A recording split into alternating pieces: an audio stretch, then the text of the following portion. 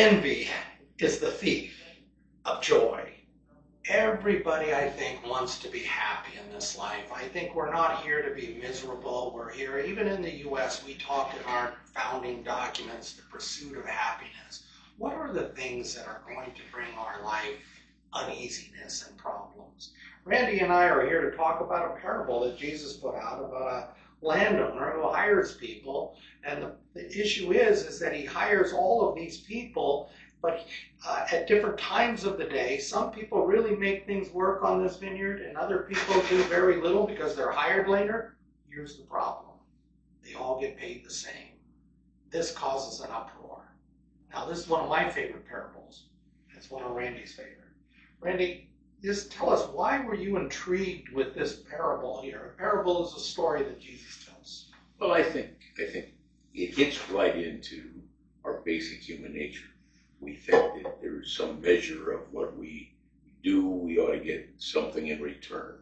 And in this case, what I think is really interesting is he basically signs a contract with it's a verbal contract, but he signs a contract with these workers for the first hour of the day. And he says, I'll pay you a fair day's wage. And he tells them it's a denarius. And they agree. And then he goes out the rest of the day finding more people that can work because his harvest is urgent. And he says, I'll pay you a fair day's wage, or I'll pay you a fair wage. No, he doesn't tell them. I think he just says, I'll pay you. Pay what's right. Pay you what's right. Yeah. Okay. So I mean, I'm sure they had expectations. but it doesn't share that with us. And he goes up right to the end of the day virtually, and he does the same thing. And I think what I find interesting is he doesn't, when he pulls them off the field, he pulls the last guys off first. I think that's really interesting. And he gives them a full denarius, right. Which is though that's the deal he made with the first guys, but he just said he was fair. And he does this all the way down. And then the end guys, the guys where they worked all day, and come back, and they got their denarius, which is exactly what they signed up for. And now they're grumbling because they think they should get more. Because they did more. I did more than you. You see, one of the things Randy and I talked about too was that the problem in some places of employment where don't be telling people what you make. I remember my first boss saying, here's some money here for you, but don't tell the rest of the guys I gave that to you. That it causes a problem. It causes envy. Now, we do want to honor the text, and that there may have been some envy. The problem that these guys had was these that were worked all day, which they said under the hot sun, is with the owner. And the thing is, when you were just telling the story, I was thinking to myself, well, it probably would have been good if, to save these guys the pain, put the guys who are first on the job, pay them and let them go, and then pay these guys, they won't know it. But no. See, Randy brought that part out. He brings the last guys in, and they're watching, and their hopes are getting built up. Oh, yes. Well, he's going to go beyond the denarius because he's given them a denarius. And the struggle I'm having with the whole thing is, get onto you, is that I think that this is a common part of human nature, and you brought that up too. But I'm asking the question, is it? Are there some people who would say that's good? That they would have no problem with that? I'm sure there are some. But I think it's kind of what your daughter said. And when I discussed this with her, I said, how do you feel about that? She says, God is merciful. I'm not. And I like what your daughter said, I'm human. Yeah, well, that was his next line. She said, I'm human. But you brought up something here. When I was in college, I needed a job. I needed some money, poor starving student kind of thing. And I was scratching for every dime. And I asked my father, can I go to work with you? And this was around Christmas vacation. He says, when are you available? Kind of thing. And so I went to work with my father, not knowing what I was going to get paid. You triggered that thought in my mind. And the deal, apparently, that my father said was, there's a lot of work to do. We've got to get this done. If I have the right helper, I can get the job done. And he says, you'll have a helper. I'll double my output. And the boss said, you'll have a helper tomorrow. He says, and I said the right helper. And so he insisted that they hire me. Again, I go to work. I don't know I'm getting paid. So the boss comes over and he hands the paychecks to the superintendent on the job, hand out to everybody. He didn't do that. He had 2 other checks. One was my father's, who was by far the highest paid guy in the job. But he walked over and he handed me mine. He said, stick that in your wallet and don't show it to anybody. He said that? He said that to me. Because they would get ticked off? Well, it turns out that I was the second highest paid guy on the job. And look, that had no account on me. I just have shares. I believe he knew I was a student. He was making an investment in my education. And so it was generous, and that's why I was thankful. But I didn't share it. He was investing in your education. The issue is, and you don't have to tell people, is this part of who we are? I mean, that guy right there knew. It's all over us in our lives, in society, that we have issues with this. And it's being brought out by God. We have issues with, if you do something, you should get something. And people know if they want to break that rule, just don't tell anybody about it. It'll be easier on them. And, you know, again, I'm going back to when you went over the story as soon as we got it, saying, oh, let's get the guys up there last so everybody else can see they're going to get their denarius and put their hopes up, and then we'll whack them one. Well, but see, we left out one word that I think is important here. We have each, in every situation, have a concept of fairness in life. And fairness, in the case of my daughter, I get paid for every hour I work. I mean, she said that in response to my question.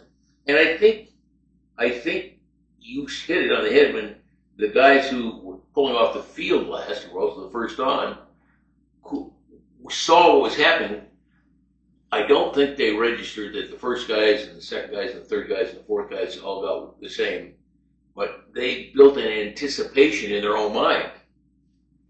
Right. I mean, how many times does our own minds mess us up and steal our joy? I mean, that's another subject. Well, envy is the right word. Well, right.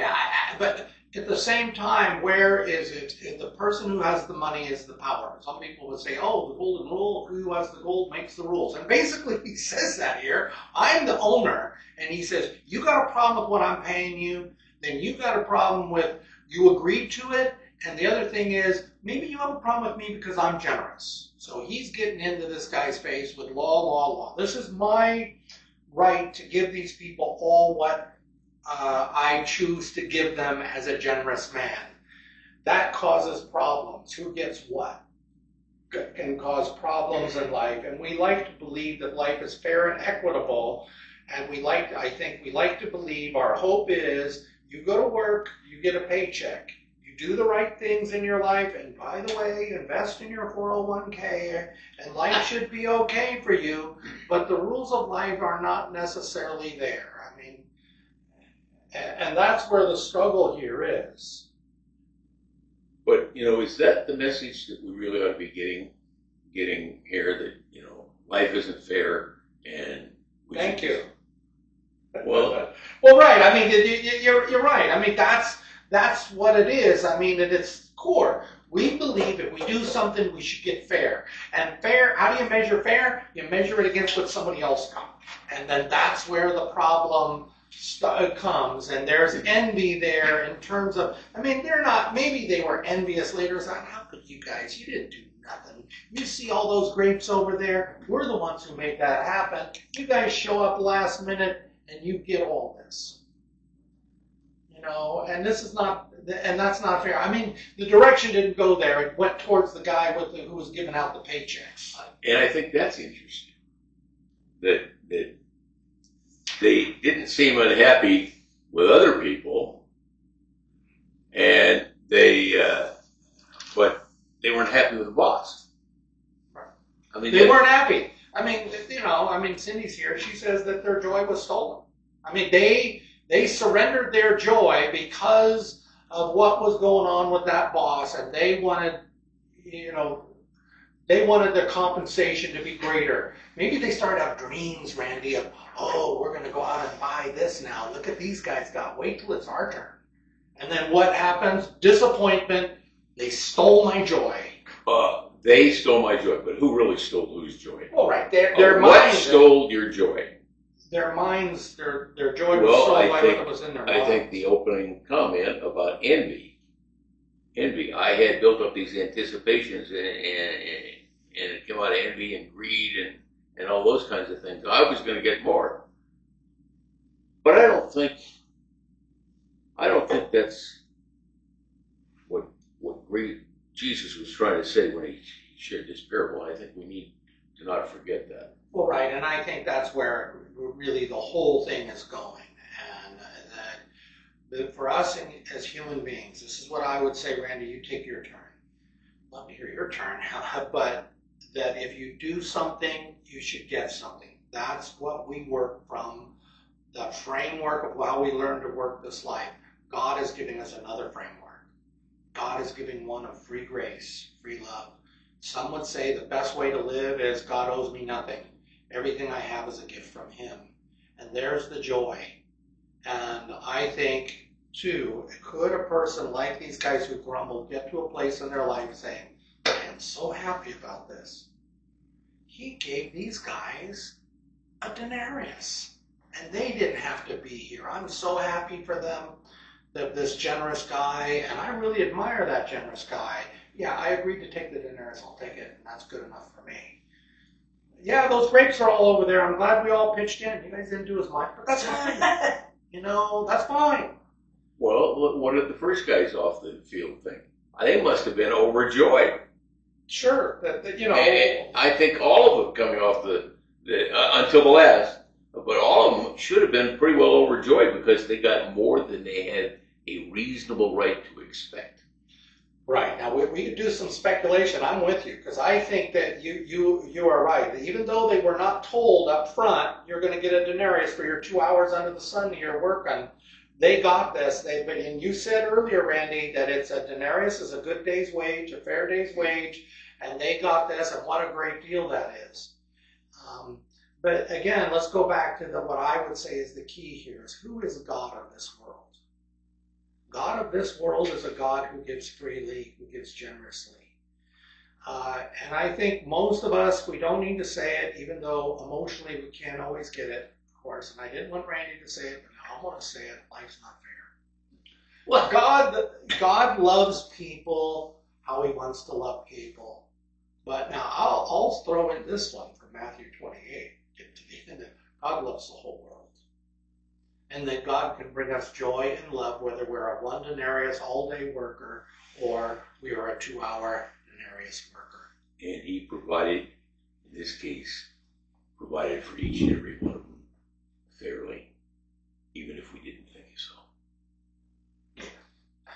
See, even there, I'm stuck. I'm going over. Well, but no, Randy, it's good. I think you're hitting it. This is who God is, and this is what we want to say to everybody. Randy and I want to be humble and learn it in our own life, that God gives to us as he pleases and to prosper. And God does want us to put a smile on our face, no matter whether we get a denarius for a full day's work or 2 hours. God is merciful. God is loving. His love was mainly showed to us on that cross. We did not deserve his grace. He put us here to put him first and put others in our relationships, to love them like we love. We all love them like we love ourselves. We all fail. God is generous. God is loving. And he wants to bless all of us throughout our life journey. So I want to say to you, thank you for being here today with us, whichever day it is for you. And may God bless you on this journey. And may you understand, and may, like we want to seek understanding here too, this is who the God of this world is. And so God's blessings be with you on your journey.